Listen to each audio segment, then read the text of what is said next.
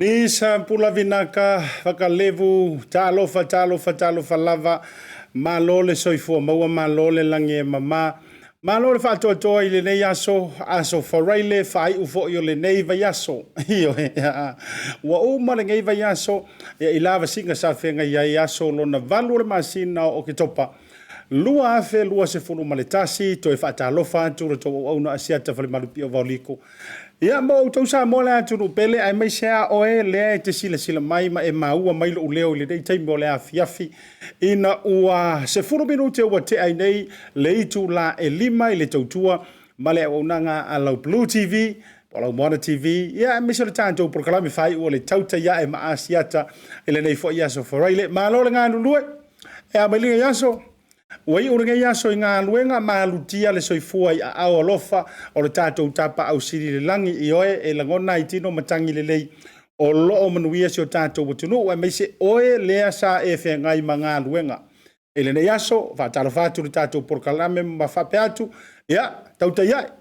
Malo le whaatama soali, malo foi le whaatautainga le ne yaso, malo le pale, ya malole tautua ya ila tou sa fe ngai malenga ngawina o le vau le faaino le tai ya beso ila tou inga ruenga le malo ngaruenga fa ofisa ya ele ngata ileo ila tou sa faia le tapuinga po le fala baula li ula ya matu ya muri papanga e pe o fai vole to malo faleata na ona pati ta oto ele se leo ai o le tatalo ya manuvau ina ia e manuia faiva o lo la vasi ai si o tātou atunu o Samoa.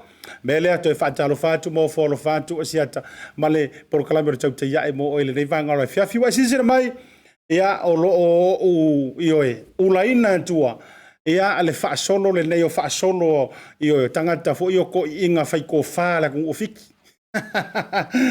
Ele fa bela o mo sa fainga ko fa ile tunu ofiti pe tai ia o le fa maluina lava male lango suaina mara tu o le vaiaso le nei o le vaiaso fa ta waina o le ngana fiti ala tumotu ofiti ia i tonu oni usile nei po o le Fijian Language Week Ia manatu foi o le fa'asifo le nei vai aso e uia foi na vai maleanga fa'anoanoa no tulaga o le nono tia ai o tatou ia kasi le aku moku e ese le magai o latou fa'afiafiaga pe a o'o la inga fa na taualuga ka ilo foi ia i le kafikifiki o kaualuga Samoa pe a o foi la inga fa'amigoi mai kamaga le faiula fa'apea e kavili lako ili fa'apegei ia ui o lea ia ua matua i fa'asa uma e TAUTAI nei vaega uma ona toe faia ia ono tulaga o le puipuiga mo lou soifua maloloina ia le gata foi lea ia o so'u ola vaivai faatalofa ma toe ofolofa atu ai ASIATA ma le programe e lenei vaega o le afiafi ma le tua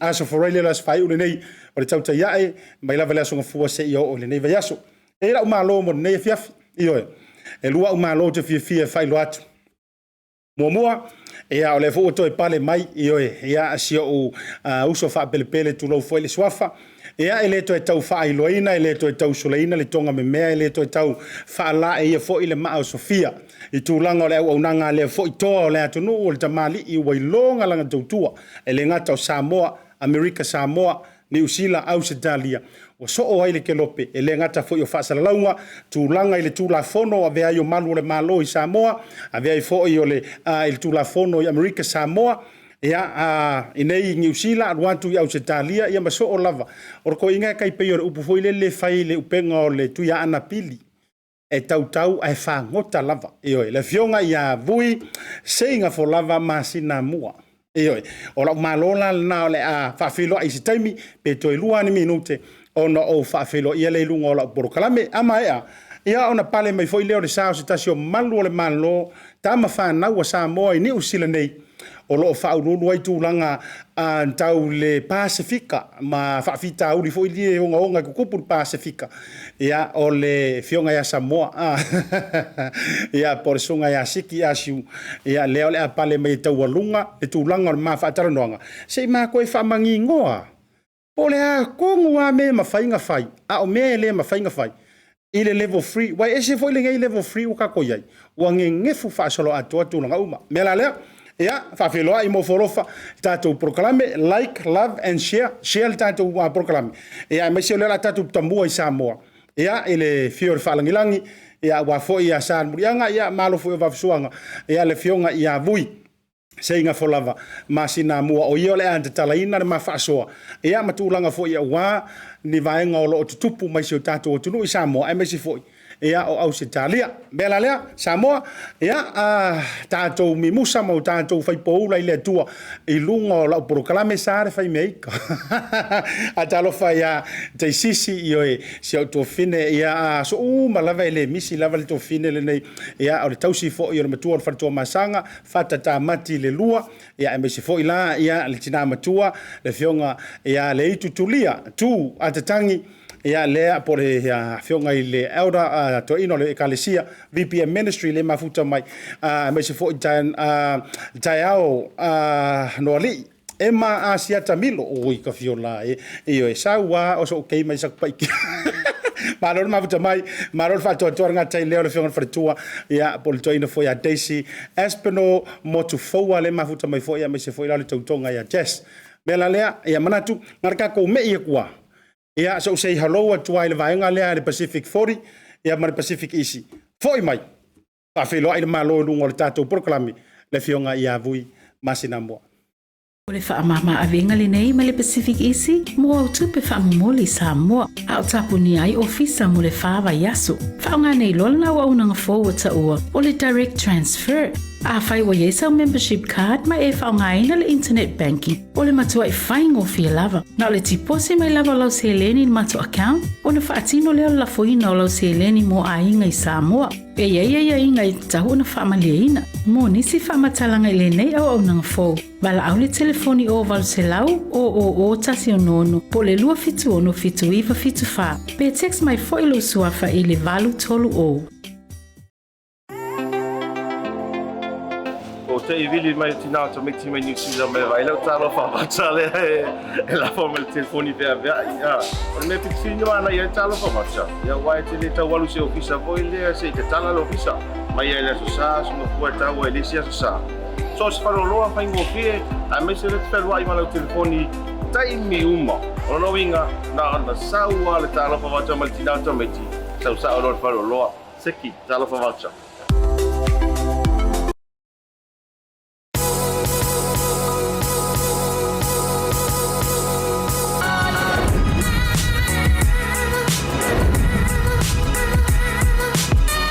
Tautua ma le au nanga mo tau sa mo service station nei tona i matu.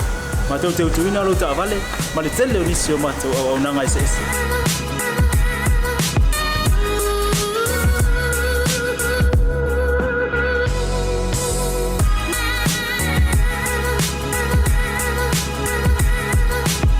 Ai le ngata foile, ma tau te sia ke ina fo i lo ta vale.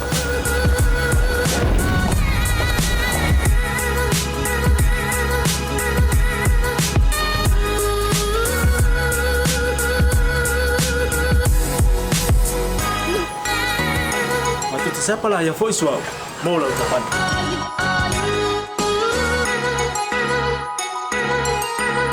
Apa itu yang baik pak urusan? Awalnya telepon, matu siapa lah yang voice mau lah ucapan.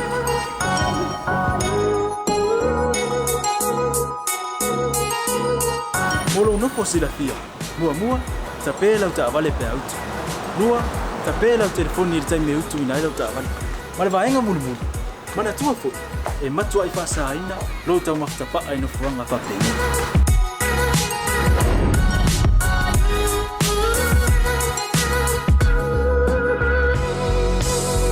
Ota Samoa, ore maota mo Samoa. Mato te fia e au na pea mo oi Samoa. Maftaile fia mai. We'll see you again. God bless.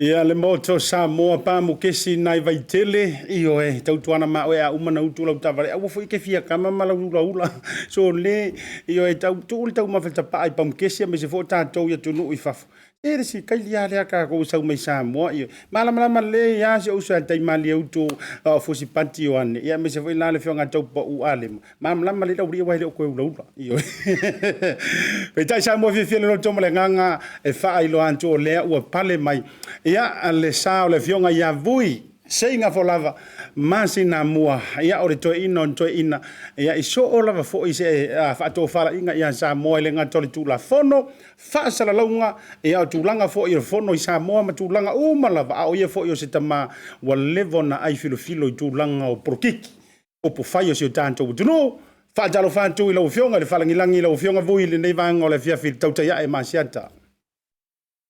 Fa pe foi ona o fa pe loa I ma fa talo fa tu I lau to fa I vai malai I lau to fa ASIATA ia awal pa io o amoleoi ia fa pe foi ai ngamalu pa io le ala taua ia le nga te le ia o lau tu te masa ia e pe ona ia le balasi ia e manatu foi e au lavona o atu I le pa I o tātou tunu. E ui lava o Samoa ua o le tunu o tofi ele o se tunu teliola. Ia e tau avoe no atu se upu. Ma se pa talofa I le pa ia maulunga o le tātou tunu o wale. E fio tamama ala tu ainga ta pe foi ainga matan. Ia le so foi atu mo pule tu au mala tau ainga tai me le va o fonti. Ia e tena ne foi ia o tapo inga ia tua ma le vai tulu ko mai tu lang sa ole masale au mua ma le lau niu na sai lua ia atui ma wa o to ia le fale tau tangata ma le fale tau wai ia ta pe foi ia le manu tele ma le la au na pas ia e manatu foi e le mpaiao na tatu alo e ai le nga ia upu fai ia tua e manatu peta o ia tua ile io le au fai ngalo e toki le tua malatu la latu tapo inga ia o lo fa no manu le au man fo ma tu le os na taulanga I mo le tua ta wa te manu yo Samoa ana fai nga malo ta pe fo ia le lavaloa o tātou tunu mo tātou tangata. Tamam tina mātua, ia e te ia o nei tau noa, talai voi. Ia o lo tu i pēle muli panga maula le muli nā tiki le pala. Ia ma tāpua ia whaiva ma tūte o le tātou le tunu. Ia le ngate lea o paanga lau TV. Ia o lo kapeo na maua pēle a manoan tātou te whailoa iai. O korofu patalu patu mai lo tātou tunu i sāmo nei. E le nganga whaalala Seigafolava. Ia, te tau whai whaatalofa i leanga le lei o lo tātou tapa au siri le langi. Ia, manantu fo o le ua mai au na e whaata o tō mapapai le lau tifai moana. Ia, masala le atu au o malo manantu lea o le a le toe au whangaina i se whaamatalanga. Whaia lea mo tāla i malo. Ia, o le ua e pai unu whanua pa ia o Samoa. Ia, e le toe ngā whatau lima i se whaamatalanga. Ia, e whaatalofa i le sua whamanu malo ke riso. Ia, ua o le tā wole le mafuai o na e siri mai au vavai atu. O loo tai au manino ma au ina le la i lo soifua lau le o eri vui wa pe wa ko le kiki eri o le mena wo yai o pi wa ngale e o Samoa yo e le tasiale ia le tau sanga atoa e le pe o to ia e fa po lulu le si kai ia o le te ni ho wa tamo e sao e o te ni wa lu fa to ina o no le swing o tau ia te o to ia o Samoa la ia ia sama fa solo a ko ai le se me po le ai ia le mapau se wita ia paula u fa visili la no fa talo no ina le fionga i le komesina o le pon ala na fila o polkalami no visili ai i le lanu pai a toro na lauau e te o tali mai e le o se singa o le stressa ASIATA o le sina fo i le o famanianga le atua o ngai kukusa ma le tulanga o lo yeilo i la utau mai tau te por se senga mai o kuele la ele ai o le pumoniaia o le pei o whamaniaka le tua le ao o ina na laua sina se toina ele o le o ele tengo pai ho ia le la ulu lato ia ele o le pe o le pressure o fai ta tu so siding o malo ai o le tulanga ia ia fai mai ho ile tala le tusi e fa malu ia ele laua ia le kataka ia o ngai kai mi ngai o ma ho kai ho ia o le fa ko inga fa kama fa kenge a le te mile nei ia ua pai te me uma ia ona ho ta tu lo nei na ia le o mai o le te mile tu lo tu so como ta tu ia fa tai ia e ke a fea loa le tulanga o le afionga le atua ia ua whaalava fo se manatu ia o longona o le confirmation le o le whamunianga mai le atua le tulanga o le whaafua leva o le soifua ma loa fua ai lau ua maua le nei aso mantango fie ui o a mai le tūlanga i le tau o tātou i Samoa la o fionga ia me se fo i o tūlanga o le nei aso ai tātele i o inisi o ofisili malova te ASIATA o tūlanga o le tau e pe o nei ai ele i matua i longa o na toa mai le vela pe la a tonu o tō mau e ni tala wa le wane ama ma mūlo tātou tunu ta whaala lato o la ula fa se ngai na o le mu o ta fala ona o le mole ele umale ma fau fau tanga ta ko le ula ta fa a ula lang ka pa o to ele to enga na filiki le fa fo nga lo ia la pa ia le ba o vai nga na wa le mai ta tua o ta fala le o lo ti ngai nai le vai nga le kinai mu ia e solo sailini o no tulanga yaki ma tulai mai o le taula le ua fatoa amata ona tau wa ia le nai uanga ele o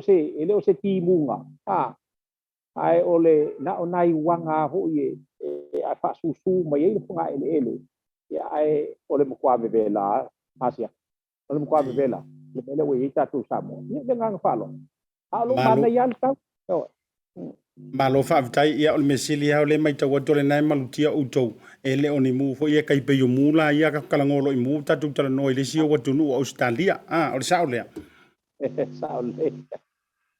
saulea tu la pa pe o nei tatu Samoa ia o no le fata malalama ia male winga le ia o le putu sa le manga kafa le se ma fo wola o yai fa vale pale al faingo le ba wa le lo le me ku ele le sikale ka lo ko su lo ngulu pe fa ai lo tiliki pa tai mawai dia la le muolo na ulu ai wala mule ya nei mua tu ma se ai ya ila nga falo Mali e mo e fa antala fonga alanga o ale fautua le to ina le to asina sina ya wa fo e ya le lalovaoa ya mai la to fo yo ya le tu langa fa tamala se taimi ona uto e fa si fo mai la ia le ya sa mo fa mai ele ta fa tele nonga vui o le fo ya ma wa ola e sila fi fa le tunu ola zunga tale pola wa ya le malo tele i Ausitalia o le ma wa le sa nonga le to ale pale mia Ausitalia regardless of masina forward to ta la ia fe o inga fo i international borders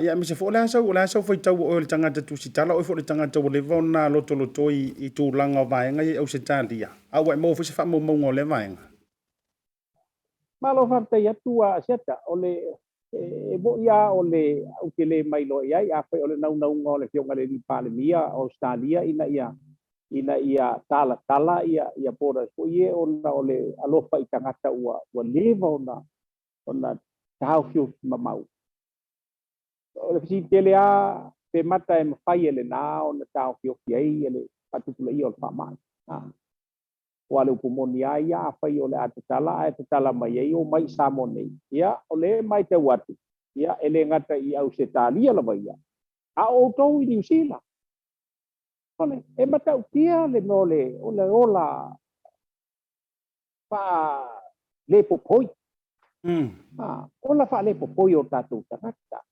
wale mai tau tua e polinga mai sa ole tele o tatu tangata samo e papel nai Australia ele aise e au mai atu la fono la tau ia ele ke ia pe a fola na mai tau atu inicio o fai te au i Australia ia la uto admit ile mele ole fai ole kui a ole tel tununga saya i samu su fai pu la uto admit mai inicio fai te au ya le manu fa le tonu ai na wa ave ni sile ile mai matulanga pe nei a ole vaenga la valea ile saunoanga al palmio Australia mo te tauna 6 kilo te tau pol masina pou na toe ona pai le tulanga le ya o kele awaya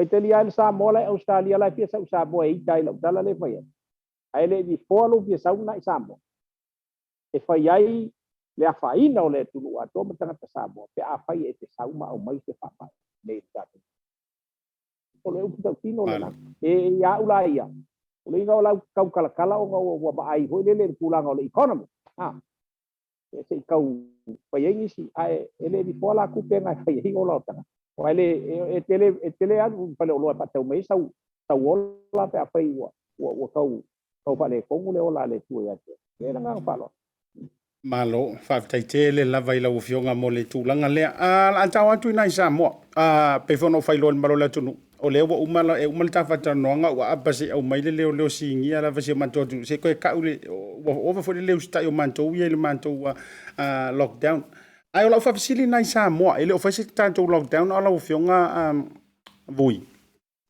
so fisili sa o tuai le vai liu le umana tu nei ala fisili le ala fisili tuai o le asau mai tau observations fa ale tangata tusitala ina ia tātou i Samoa la ule tahe fua isi porokalame ia au vantu i fafo me tūlanga walanga i leo i tutonu o le tātou watunu. O le asau o e mai tau wha ale toe ina ua leva le tō whai me tau wha asala launga. Waka wha ia kunga pewa o le ua folasi le alu o le whainga malo o le fuku pewa toe ifo mai ale fu iniu le lapalapa mau mai tutonu au wha e o wha atasi. Ai wo vai ku ngapi o lai vala lua le alu o ngisi o fale fasala la o le asa e mai tau ia ile me o tupu tonu so tatu o tunu ile levo ale o fasala la o tatu ia so se tanga te fasala la ula vai na te paia ni kustusinga po ni ani pamatalanga e fa ai tu au ai se tu ele le tala noa ile tulanga po ile o le sitia o le mea tonu ai atala noa le tangata tustala ile vaenga e tau mawhai ai e pui ona e iai lona telitonunga e tele ia se sao o le tangata le malwhainga malo le ia te ia ia po o le tangata o le se vaenga le ia sili na fa mavai alu la to ai ngai alu la tu mai tu o kiki ai le tau se tangata tu stala po se tangata fa sala lau i teimi o la to fa sala lau ele a faina la to ingata la no ngale wa le te pesili mai abatu o ali ai le tau ai ona alo lau to fa ma le fa tu tanga asia mali i pesili te tau na pesili ni ai po le palemia po ai lava e alo loa o fai tu au loa mali e pela le mele fai e ona a fa pesili ia e tasiala utala fai ngofia e fai tu ngati stala na afa vale valea tu unga luenga alu la ko ai alu la ia le e sa wai tu ole vai po le fast po le SNDP po le HPP po le tautua tau la ia lango mai la u tau ile mela fa ai sa fa i mai ai o ai pito tasi na ave ona olon tentunga o penga balo le lango ia peno fa ale masti e mai ale mai ia fa valea ia ile ngang fa lon Malo faafetai ua toe faamanatu foi tasi o agaga se tatou atunu ofesile vatu ia ae faafetai lau fioga vui o le isi au faafesili atu i lau fioga iā tatou i Samoa o lea e loma le lafo alua le maga i tulaga o faiga balo talaiti ia o lau fioga foʻi ua le vaona e lotoloto i totonu o faiga faapolokiki lagolago suaina e mase foʻi o tulaga i taumafaiga o faiga malo o le a se tapenaga o loʻi ai ia le vaenga faapufai ia e maise foʻi o tatou uma i Samoa ae o le a foʻi sau oe teika oe lava ia i le tulaga o iai le ofisa o le faiga balota i lau lava faatofalaʻiga ma sau maitau le folalau o le faiga malo o loʻi ai malo fa tai o te tonu lama o lea ua amata ona a o ina amata ona langona foʻi i latou ona o lea lava ua ia masina ele ua kia nei vai aso talu ona tulai mai ele patutu ele tu sama o tasi e vem penga malo ele ale o faina to tele ole upu la valesa ave fa pe tulai mai loa sak tangata tutuli ele sena me o tupu se vanga na laval tangata la to ua langona ia wana le fia tau tuaina le penga malo le pailo el penga malo ya ma vai lo pe ole tulanga la ole la ule va ai ole tulanga le fainga balota ma le sui fa tu ye ila ula ba ai olo manaia le ya sui fa tu e fa le tonu ya ola utela noa atu ona ole ele mfoyo se ese ya lo ula ngona mal fa tu ele tu sa mo tasi le o fa le ole e te lele avanoa e te tawai ona manu malo i ale fatuatua i le tua sa mo o tasi ino foa fit ae i lau tilo iai ma o se fautuanga fo i lea wa lesa u salafai lau lava va ai ma lau tala noa fo i salafai e le te tau i le fatuatua i le tua sa mo o tasi ona latou no foa iai papea ole a palota tangata pia o anga masani ho ia papea ia oile e koe fia paloka i se kanga kanu le kua ngai ole ua kur fainga malo e tau no uma fainga malo i lo ule tel tonunga to tasi ele tau na tuao lai tangata e fa pungal na mai o la ule fa tuanga tu sa oa i le vai fa pai le fa tu ile tu sa mo tasi mai se le pio ngai te kono aua le i ma sila i pai ngai iai ia i tu malo e tau te lea nganu e ngai tau na pai ai e pea na ufa ia tu masalo i la ua lo tel tonunga to tasi i le fitu lea e shua lava le lima o sui e manu malo ina ele patutu ele tu sa mo tasi ai o le isi lua e te tau na matuatu e fai e se ngā luenga. Awa e te tau au na malo umal fatu tua ile tua sa mo o tasi. ino foa ia e lua. Ole sa penal palota sa palota ita tu tanga te miro tu lai mai le ita pipi. E fai lo meo pai election ala o tu mai nga malo le ita pipi mau tinoa. E mau le kai yo isi no isi vai fa pai vai palota o i. Paula le ese. Ona lenga ole fa tua ile tua sa mo watas. Ele mau ile mele ka ole fai mea papito. Mali. Wa le mafuanga le na lai ona fa pena le palota tanga tai vai tau ia ole HRPP. Lenga o fai nga le HRPP. Ole makuale mangwia. Mali. A fai ole sui ele HRPP mau kingoa e umale 5 kausanga nga ele ia se me fai ai ilonga i kumalo. Ona ya e fai mea ma se tau iai e fai mea fa pito fai nga malo le HRPP. Ole folanga le fionga le tava pito. O ia ole pale mia mo tangata uma o samo. Mali. Pena foi lá le tilo pela ona anga iai le vaenga lea ole fuanga tonu na lai ona patakia le vaenga le nei e iai le te miliona foi lá lea. Ya lea e fu nei mole tau sa. Le te mile nei ia lea la ese le fuanga le pet. Ona la ngo uma tau sa. Ia a faila e 5 maltasi tu malo ole tunu. A fai e spul pitu le ita pipila ia nei. Pe toe mau ai la tuni sino foa pele ai. A fai e alu le fasoa. E fasoa tu sa fa tu ele tu sa moa ile tunu uato. Mali. Ele fa e fasoa na o sui ale fa tu ele tu sa moa. Le se senga la le na. Mai o te tali tonua. E malo uma mai ale ia le fa tu ele tu sa moa. Ino foa a fai e sela o mate e tasi ala no foa o te loa MS a leisi la ono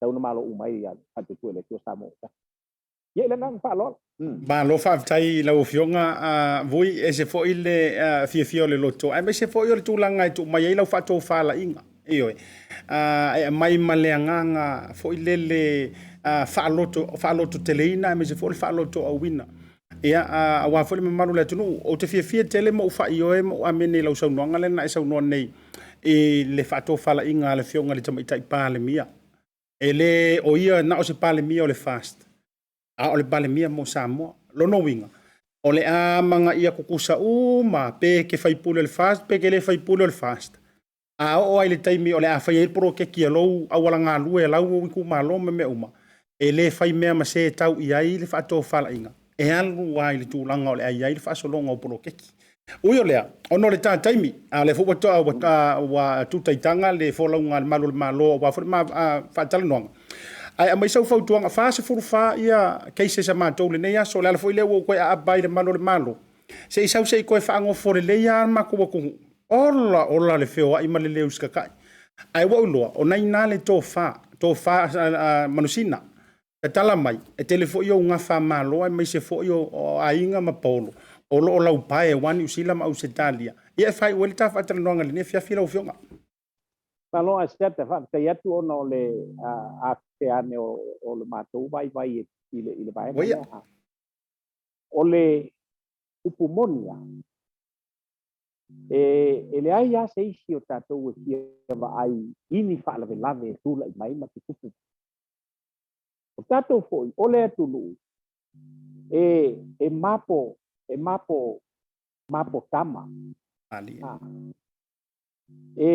o le uinga o la whamatalanga. Alua tele mai ti ngā le loto le tangata Samoa. Ai whaalongo atu e te ua mai se mea. Ai hafo mai ono o se Samoa. E te tonu ho i le tāoki. O na peana o tā ua i le teimi ua whana. E iei nisi o e kalesia. O le lātou tāla inga sawhai. E le te li tonu i mei o tui. ali Ia. A fai o le e talai le ame tonu le tua o tau talai tangata le ame tonu le na. O le fai ngata ai o le fai tu. O le tu o lalo fo i lo tatu utimo. Samoa. e ni walia ia Samoa i le lalolangi i mea e ua ai Samoa o mea le nei. Ai a fai e na matu whaalongolongo atu e ta umai o le solo musa Samoa le leu sitai le tū la po. Ia ona langona i lola leo le whanono. Ona moni e lo leo isi upu le e fai mai ia le telo tangata. Se o Samoa le se a kungu kirisiango ngā kungu. O le tunu le kungu uloku. Au ile sa pe o angelu la waku alu le solo le farsa. Solo no la e papa e farsa. A fai tatu te tonu i le o onga. Bolo o tu ina mai ele au fai ngā luenga le tua ia i tatu. Pangai peo tatu nganga yaso umala. Taulau na tatu te ia. E le mawhai o na tatu o ese mai ai ma le tauna usita ia tu la fono. E le anga o le tu la fono e lima ta ita iai se tunu u mani o na mauna tangata. Ia e peo na e sau noa ASIATA. A fai po ila whaaponga mai ni tangata e tau ia te au.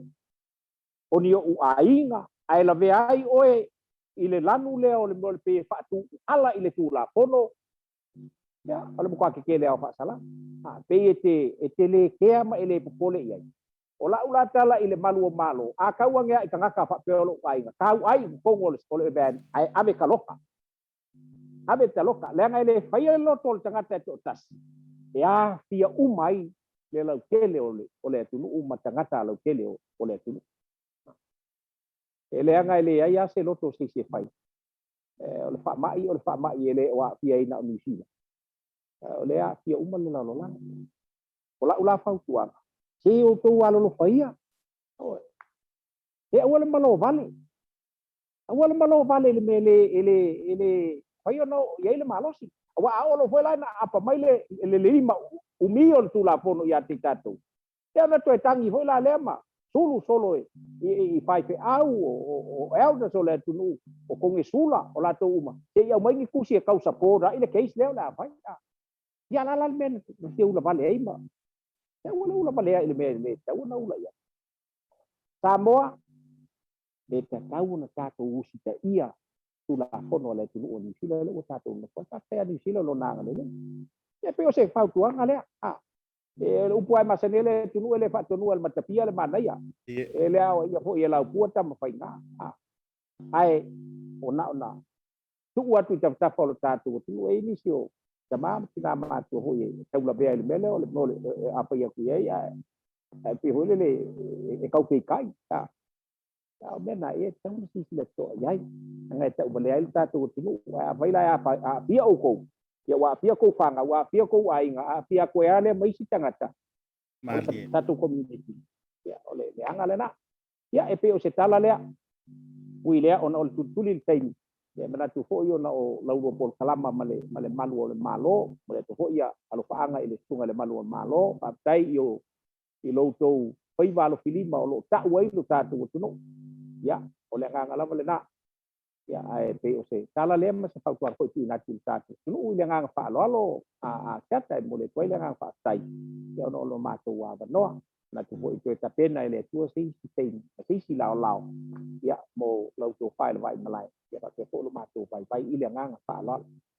aftai tele ila ufionga ya ile fa langilangi ya la fa tuna o le tama sa tuala ya o le ainga fo i o na mua i ainga ya o le ainga fa langilangi ya sa mo mana tu fo yo le ua e sa fa oti le utu o le faimea o lau to fa tatala o lau tangao ya e malu ai le antunu so o se turuinga ele ngantau Samoa ya o lo tau malai ai ia ai o matou nei o lo ai tau malele ia tunu i fafo e lo al Samoa le su e lo na fa malama ia matilo lo tele le manuia o na tangata no manatu fa afta ia tu mo le ngang fa malo ele ele uma il fa ya so le li e manatua o ta ua lava e tau lunga ia porokalame se ivanga na o ya ni so to no ai so for really ia po se ta minister fo yo le ava no ia ai o te fia lava e au mai le to fa o lo o ta ui ai ia lau fionga fo e sa a wale mamaru lo telo le atu no ya ma wale to fa mai le tu isa ngau tu pupuina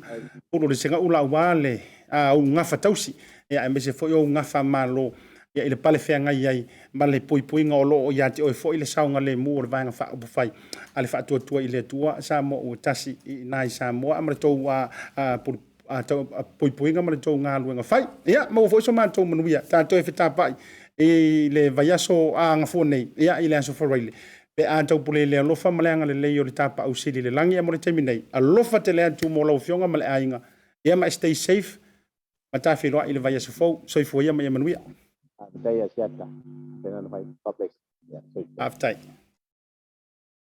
ia fa sa moa ia fitau itonu ma le temi sa fa vanga ia ono le sa fa isi tuaina o mandale tanto prokalami ia ui o lea ia fa o lea sa o tou sila fa fonga ia me se fo la tou sila mai moi le ni vanga la fiafi ia kama kuai o fa langa mai o fa sala longa nga ta fu ile ia o to ina io ia fo ile va ngana a utanga sa mai lava le tanga da mantua ia ka o fo i loto manga ia le molinga fo i le fa to fa inga manatu o le o pale mai le fionga ile malo por sunga malo asi ka ko mo fa tato wa malo longa le fa tato fa lo wiloa al pacification le tato talo fa voucher pacific 40 fo i mai fa filo ai ia ka me ki ole kalonga nga fa ia ka malo te lero na fa langinga fa mo ka mai ko le tolo me al fa to masanga ia e fofonga mua fo ia fofonga lua e fofonga todo ko fofonga fa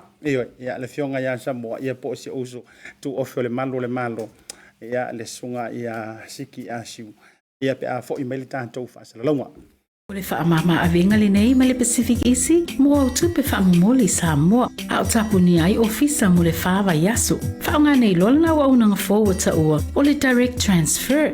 A whai wa yesa membership card ma e whaonga ina le internet banking, o le matua i whaingo fia lava. Na o le tipose mai lava lau se leni in matua account, o na whaatino leo la foina o lau se leni mo a inga i Samoa. E ia inga i tahu na whaamalia ina. Mo nisi whaamatalanga i le nei au nanga fo. Wala au le telefoni o valu se lau o tasi o nono. Po le lua fitu ono fitu iwa fitu wha. Pe text mai fo ilo suafa i le valu tolu o. O te i vili mai tina to make team New Zealand me vai lau talo fa batale e la forma le telefoni pe avea ia o me pitsinho ana ia talo fa batsa ia wai te le tau walu se ofisa voi le se te tala lo ofisa mai ia le so sa so no fu ta wa le sia so sa so se faro loa fa ingo fie a me se le telo ai ma le telefoni tai mi uma o no winga na sa wa le talo fa batsa mal tina to me ti sa o lo faro loa seki talo fa batsa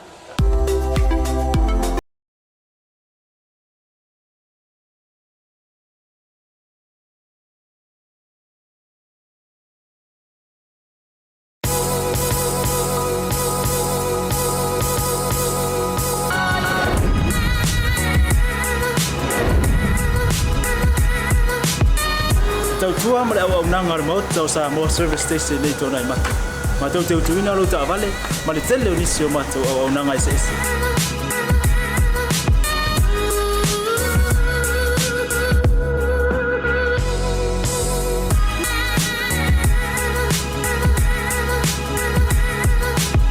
Ai le ngata foile, ma tau te seake ina fo ila ta vale.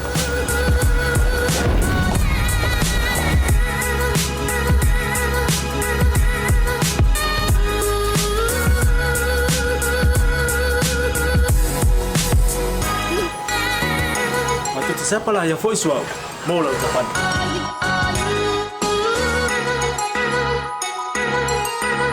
A fai foi o vai pa olosa. A wala te poli, ma tu te sepala ya foi e mola o tapan.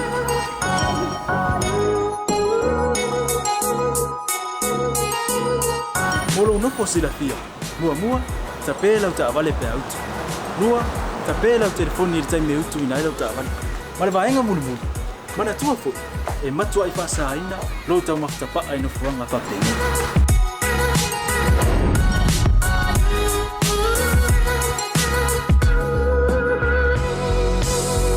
Ota Samoa ore mota mo Samoa ma do te fia e au na pe mo o Samoa maftaila fia mai we'll see you again God bless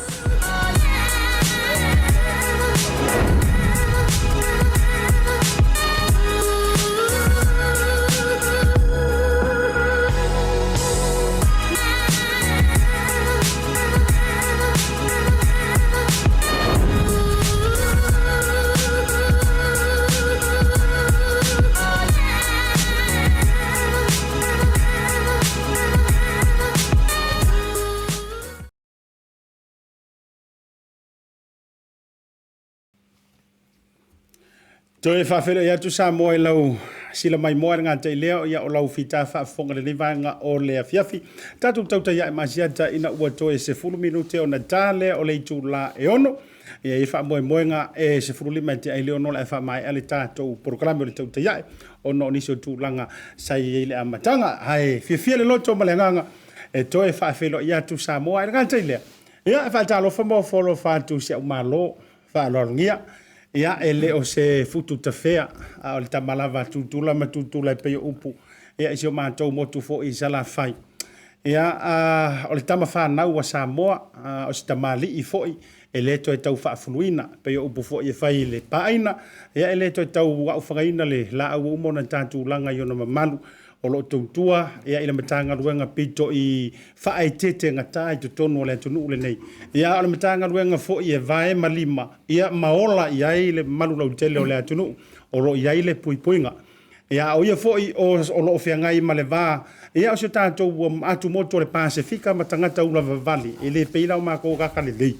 Ia o ia fo i o le Pacific Liaison. Ia matulanga sinia. Ia le koke sinisira mai. E konu ka aier ka malo.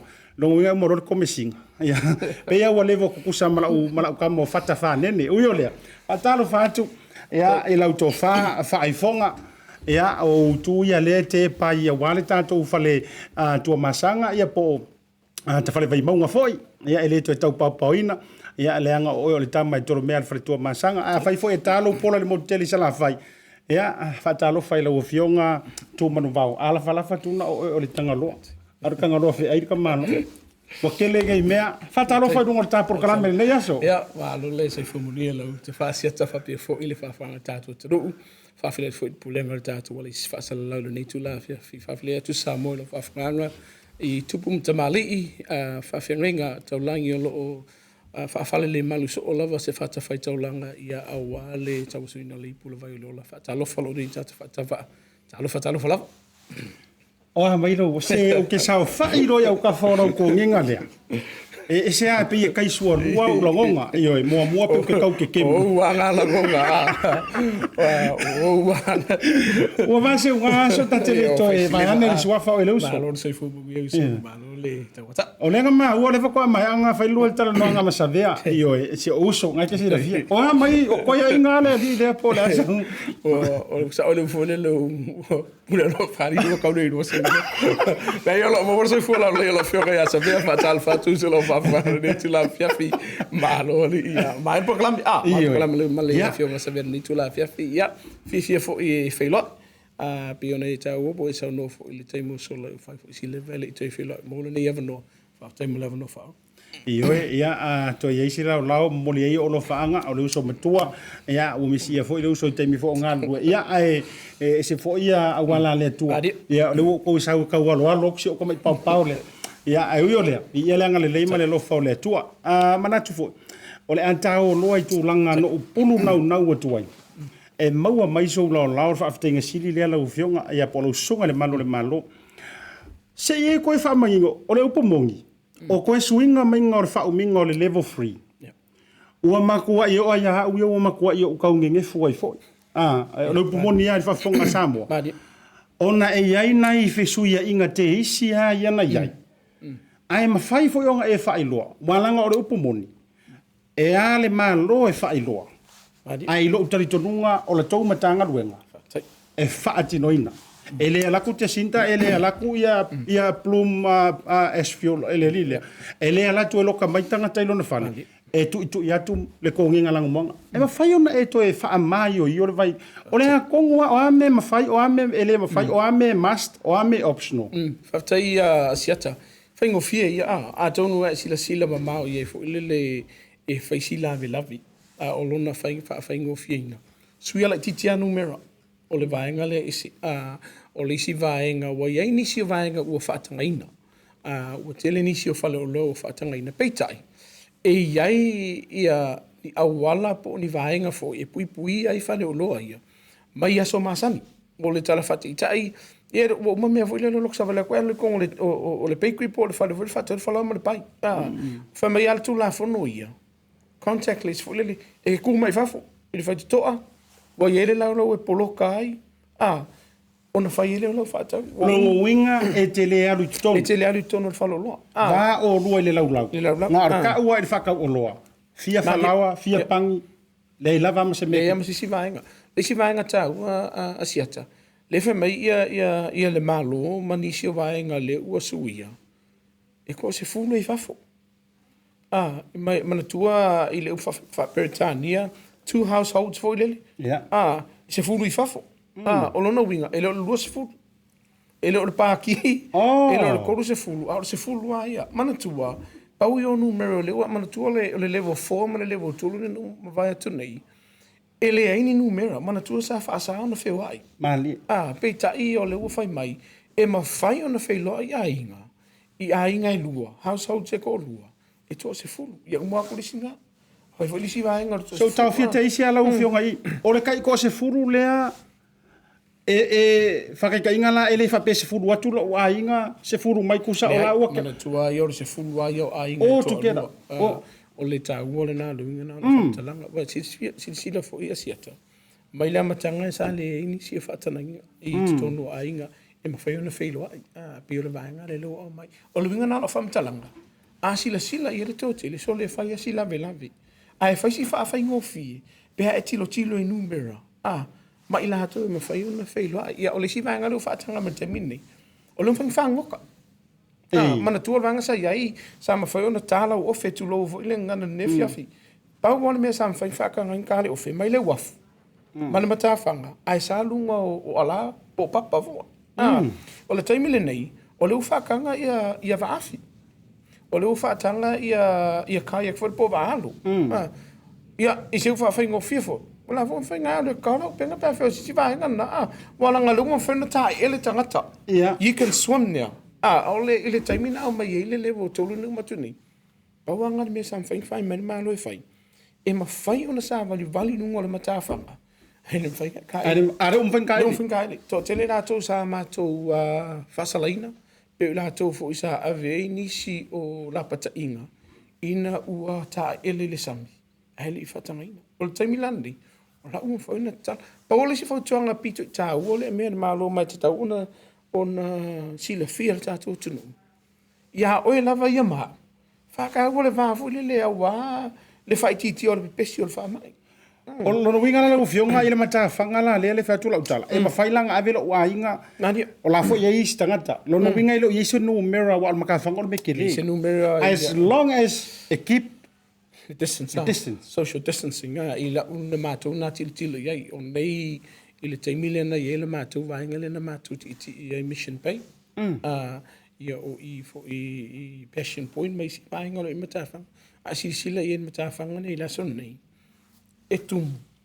Ai e se a whala pokonga fo ia la whaia nei a inga leo lo iai. O le tā uole nā, o le sila whiara tātou o tunu. O lewo a mai le vahenga fo le tu ava no me le malo i te tala nisi o vahenga ai ele pere me fo le wai o le si vanga le vini me tatu tunu nga ka kala o le ava no fo le just center household ko fast food le paki le a ngana vahenga mana tua too much man tua o le si vahenga o le se furu le fe mai fafo o e malo vahenga so le o e mau o e malo vahenga household ele o vanga fo le fai o le paki e fo fai ngaru na ko se ko va ko la fasili le ina ia ki dia vai liu le fa mole lo sunga malo le se fulu ale o le ainga fa fo lo winga la fa pe o ro wa inga le yai e ko fiku wa iska ko le to tala no ainga pasifika ko kele lo ngo winga la ngar ko fai ko lo e o le si vanga le sa matu tala no ina o tātou tangata Pasifika, e whaisito o te lo tātou. Ia lankelo, ia pese meo se futu ia kaki. Ia mo umana. O le savea. Mana tua, ia ulawaia, o la whautuanga tātou, ono tātou taimi. O la whautuanga tātou utinu. A e le mau kingo. Wala au mai. A e le mau tino. O ke whaia. Au whaia. Mana tua. Mo i lātou o lātou solia tu la fono fuafuaina ma la o whaia ma le lo solia. Whaafiri Wow. O vaenga i e tau mana misa panga wha ki ngol lei. Mana ia. O le wingo la utana a lua tu la leo swainga leo whatetainga. O leo o matua o vatu mara se fulu. O na tirtiroro lei sara lea. Ia, mana tua la sala lea. Pe a fai wal vanga e fa ia e fa ngai le engage educate ia on enforcement lisi vainga e ma fai ona mato fela soli o le o va numero fa kiki ngumela mai le tau ona fai si vainga e va tu mo le foto ngai ate oi lua e a ina mo oi o ke o fo ko ya o ai yeah. This is probably the 4th or the 5th lockdown luta to yai o lona winga o te tau ona lava sila fia tātou tunu. Ia ingam tu la fono na malo. O le si roa aku. Yeah. Sa o lor kala foi sorry ase me ha. O la fai lor sala e fa afri tātou sala. Pe a failia.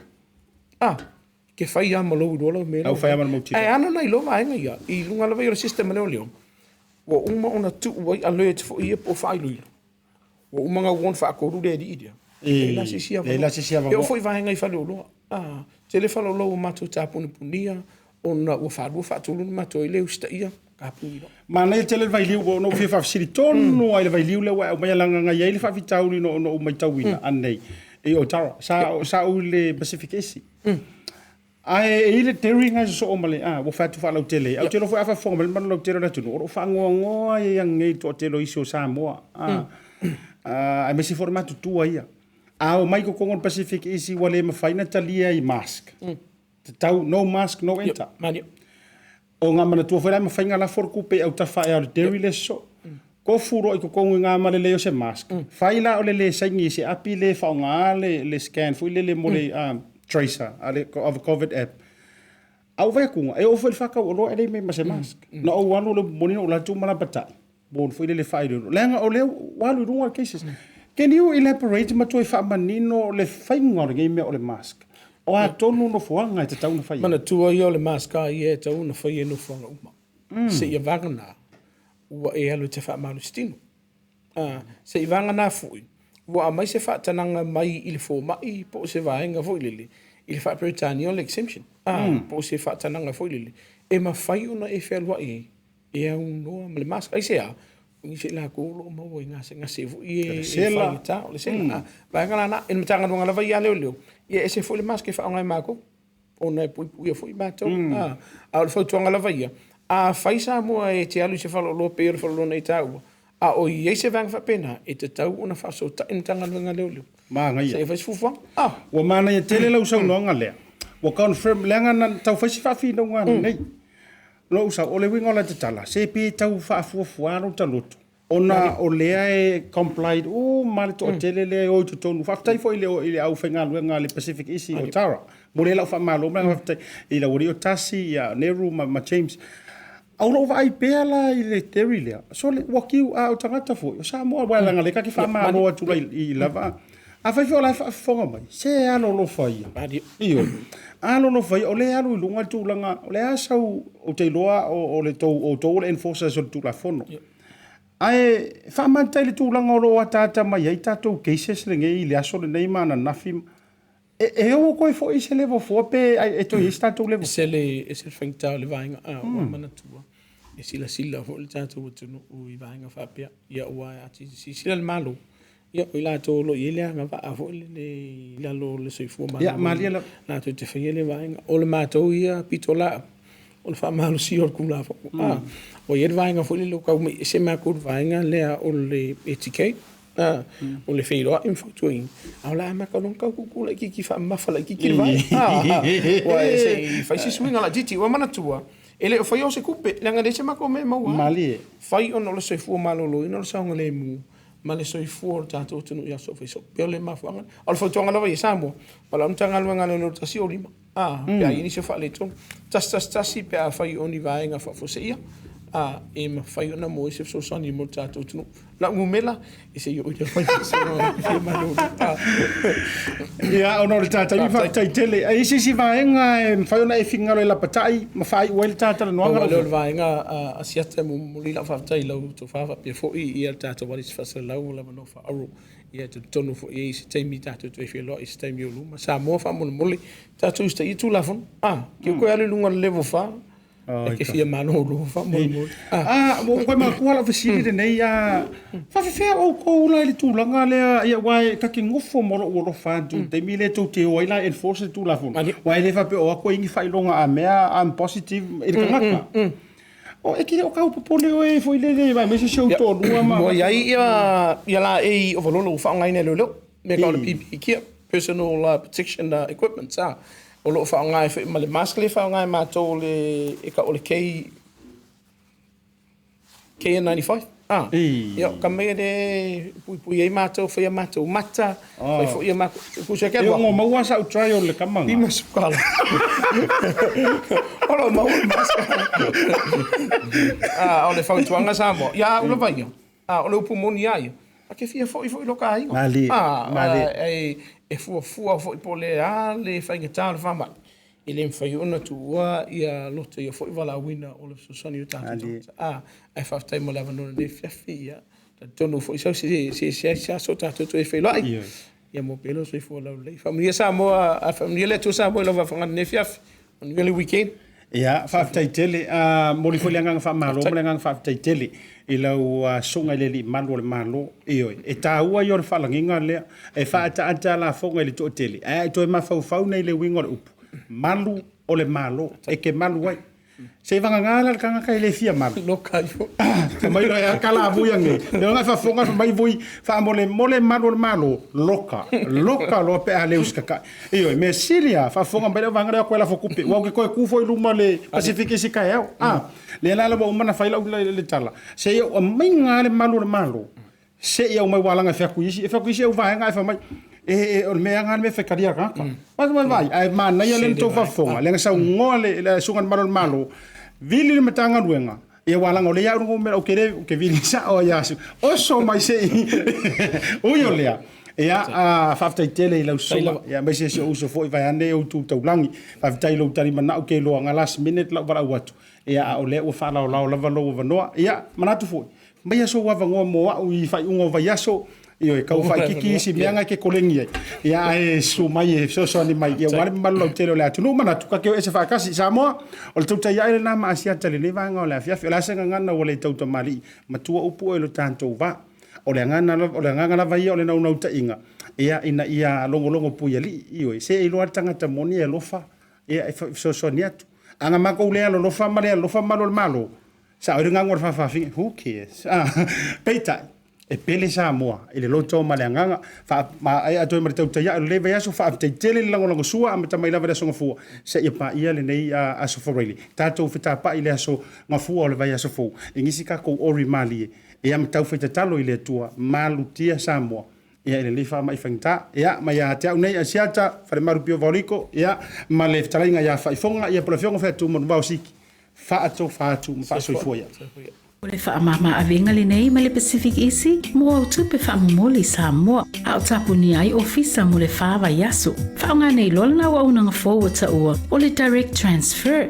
A whai wa yesau membership card ma e whaonga ina le internet banking, o le matua i whaingo fia lava. Na o le tipose mai lava lau se leni mato account, o na whaatino leo la foina o lau se leni mo a inga i Samoa. Pe ia inga i tahu na whaamalia mo nisi whaamatalanga i le nei au nanga fo. Wala au le telefoni o walu se lau o tasi o nono po le lua fitu ono fitu iwa fitu wha. Pe text mai fo ilo suafa i le valu tolu o. O te i vili mai tina to me tima New Zealand me vai lau talo fa matale e la forma le telefoni pe avea o me pitsinyo ana ia talo fa matsa ia wai te le ta walu se ofisa voi le se te tala lo ofisa mai ia le so sa so no puerta o ele sia so sa so se faro loa fa ingo fie a me se le pelo ai malo telefoni tai mi uma o no winga na ana saua le talo fa matsa mal tina to me ti sa o lo faro loa seki talo fa matsa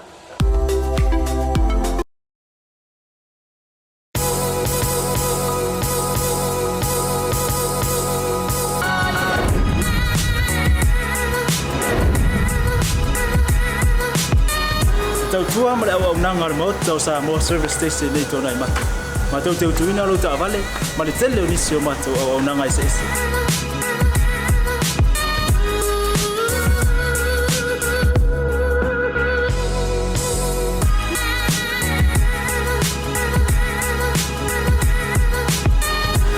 fo ile ma to te se ke ina fo ile ta van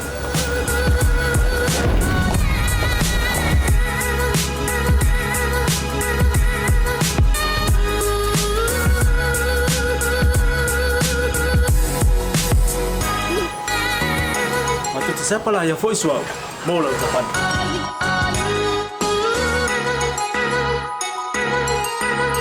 a fai fo vai pa o sa a wala te poli ma to te sa pala ya fo e mo la ta van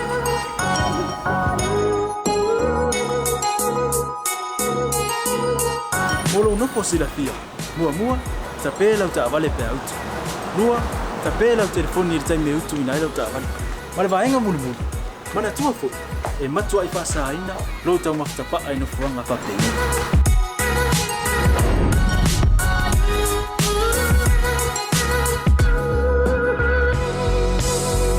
Ota Samoa. Ole mota mo Samoa. Mado te fia e au una pe mo o Samoa. After I left your mic, we'll see you again. God bless.